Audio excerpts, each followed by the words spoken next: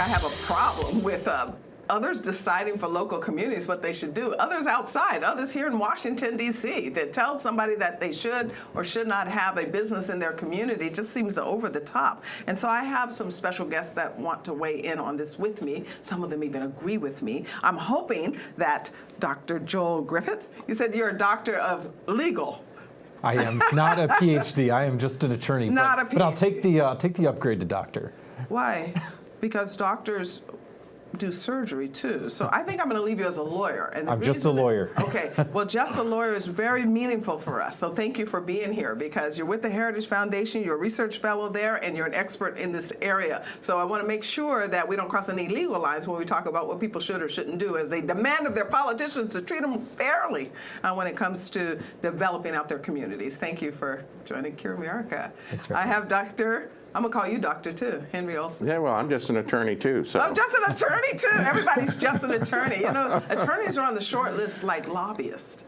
Yeah, well, you know, Shakespeare said something about getting rid of them all at one point. So. He did. He said get rid of all the attorneys or the lobbyists? Lawyers. Or both. The lawyers. First thing we do is get rid of all the lawyers. Well, I'm glad you're a lawyer. I'm glad you're an attorney. I'm glad you're a senior fellow at the Ethics and Public Policy Center and an opinion columnist for the Washington Post. And I'm glad you're regular with us, because I appreciate your opinions when we take on these topics. And Dr. William Allen, you are a PhD doctor, actually, and not a lawyer, huh? I am indeed, and I'm not a lawyer. And not a lawyer. And that's why we appreciate the balance, the radical extreme. The lawyers will keep us both out of jail, I suppose. But welcome and thank you for being here again as Chief Operating Officer for the Center for Urban Renewal and Education. Hey, guys, this is incredible. Here we have up in New York another business being run out by politicians because they don't think that that's what should happen. They'd rather have a Green New Deal out of Washington. What say you?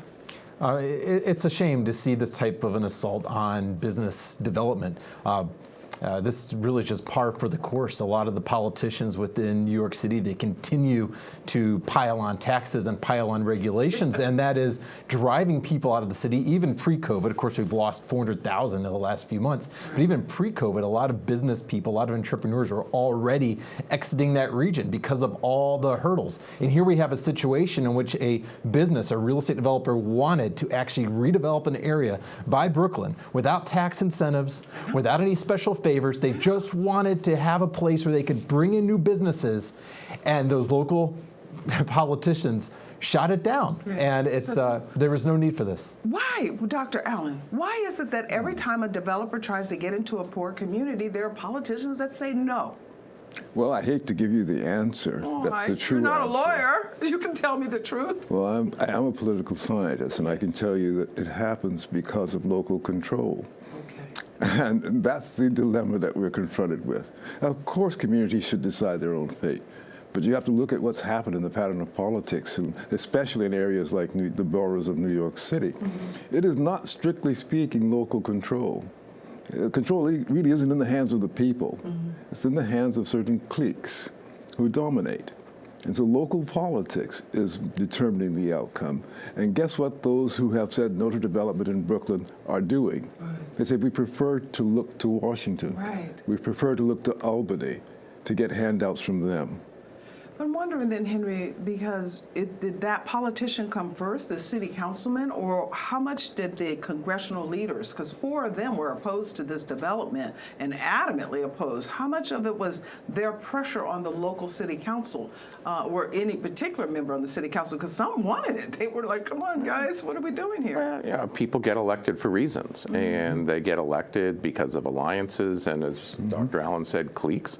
So it doesn't have to be one leading the other, that they're all responsive to the same elements of the community that is so far winning elections, and that is elements of the community that would prefer government-driven programs to private-driven development. And until that changes, you will continue to see these people call the shots in the area where they have the votes. So do you believe, and I'm going to ask you this question, Joel, as well as all 3 of you, that the people there understand what their politicians are doing? Or is this just something that is beyond their understanding, that business is trying to come in and a politician that you've hired is saying, no, we don't want that one. We'd rather wait. We'd rather you stay poor until we wait for a better deal. I don't know that I would want to buy that they really get it, and then to drive this kind of entrepreneurship and enterprise out of their areas. Yeah, I think a lot of the local residents actually don't understand what is going on behind closed doors, and many of them don't understand the special interests that are at play here. If you look at this particular development in Brooklyn, there are a lot of left-leaning environmental groups that actually only want a specific type of development. They want certain types of businesses and industries to be planted there. Of course, they don't have funding for that. Right. They don't have the resources for that, but they want to deny other businesses the opportunity and other people the opportunity to be gainfully employed. And the only people that are benefiting from this are the local politicians that are basically in the pockets of those radicalized left-wing environmental groups in this situation. See, that's what I would lean toward, Henry, because if the people are not without resources right now, they don't have anything. And as was already pointed out by Joel, the area is already having trouble. New York, we all know post-COVID, New York is already suffering. Why would they want to fight against their own better interests for themselves and their family if they did have a deep understanding of what's going on? Well, I don't know of this particular case what they understand or what they don't, but I do know that you can take a look and see that they have a general strong view of how the world ought to work, and that's how they cast their ballots and what they prioritize, and that is a view of the world that supports government-led development. It's a view that values the public over the private, and whether they know this particular development or not, it's pretty clear that the group that can win elections in places like this are the groups that prefer public not ownership, public redistribution and public guidance over private entrepreneurship. And that's... Is it a trust problem? Is this what's going on here, Dr. Allen? I think it is a trust problem. It's a confidence problem. These people don't believe in the pioneer launch, which is what every parent has to practice when they send finally the 18 to 20-year-old off into the world.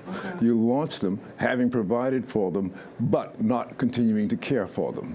Well, these people don't believe in the pioneer launch. They don't think people should fail to be cared for when they've been launched. So they won't believe and accept a Homestead Act, which is a perfectly good thing to do from a social perspective. Society should do things like that, launch people, but then say, now you're on your own. They don't believe in that. But then why don't they believe it? What broke down? Is it that they didn't learn in school? Is it because their families are broken? Because we do know that when you have this aggressive poverty in an area, the families are also poor now. Families are also in disarray and chaos. Well, I've tended to believe, Star, that it's, take, for example, the case of Alexandria Occasional Cortex, who didn't think that Amazon could create $125,000 a year jobs. That's because she couldn't get one. She could only do this by going into Congress.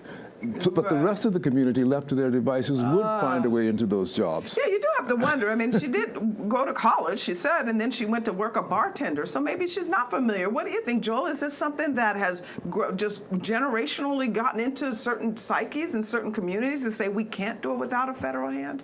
Well, with a lot of these communities, you have an entire generation, multi-generation of students that aren't learning the basics about how the economy works. We call this macroeconomics, which sounds scary, but when you actually learn these concepts, they're very fundamental to how our world works. And when you have students that don't have a basic understanding of economics, they don't have a basic understanding, oftentimes even of consumer math, and that's a failure of those schools, we shouldn't be surprised when these students grow up and they turn 18 and they go ahead and vote for politicians that perpetuate the failed economic policies of the past. Yeah, but these are the same type people that will hustle on the corner, that will make ends meet, that will do what they have to do. So there is something in the gut. I just wonder, can it turn around? And I want to go into it more deeply in our next discussion. But Henry, I want to lead into the next panel to look at what we can do for others to make sure that they do get that understanding of microeconomics. What are you thinking about? No, I think that it can turn around. What you have to do, though, is meet people where they are. And a lot lot of times in these areas where they are is in places where they haven't had as much success in their lives, and they need to be taught or encouraged to find that success in their lives. And they may not see themselves as the sort of person who would be desirable by an employer to come in the neighborhood. And I think that sort of work, which is often done by nonprofit groups, can be very helpful in helping to give people a sense of ownership over their lives, which then allows them to say, I want to own my community, and encourage other people who have that sense of self-pride and ownership to make their way into our community and with their lives. That's why I like what Pastor Douglas is doing in his community over in Capitol Heights, and I think it can be an example for others. But Dr. Allen, I guess I just don't buy it because, first of all, we're talking about a community of people who've grown up on TV. They know what it is to have. They know what it is to desire. They also are the ones that go and get the Gucci when they get opportunity to break in someone else's window. So it's not like there's not that impetus there. Why is it that they keep just settling for letting somebody else bring this in through a green deal or bring this in from federal hand? I'm just wondering how much role of envy is in there instead of saying this is not rocket science. These people were really coming in here and going to revitalize our entire community and make it beautiful and better, and then we'd rather not. A sense of entitlement, I think, is the answer to your question. Yes, there's lots of envy in terms of the expression of resentment around the country, but this specific problem comes from people bred to entitlement and therefore losing the sense of what their obligation is to do for themselves. That's why I say that what we've lost is a confidence in the pioneer launch. Okay. And what it takes to respond to that is to simply to say to people, fly, bird, Right. fly. Right. And if you fall, it's on you. Okay.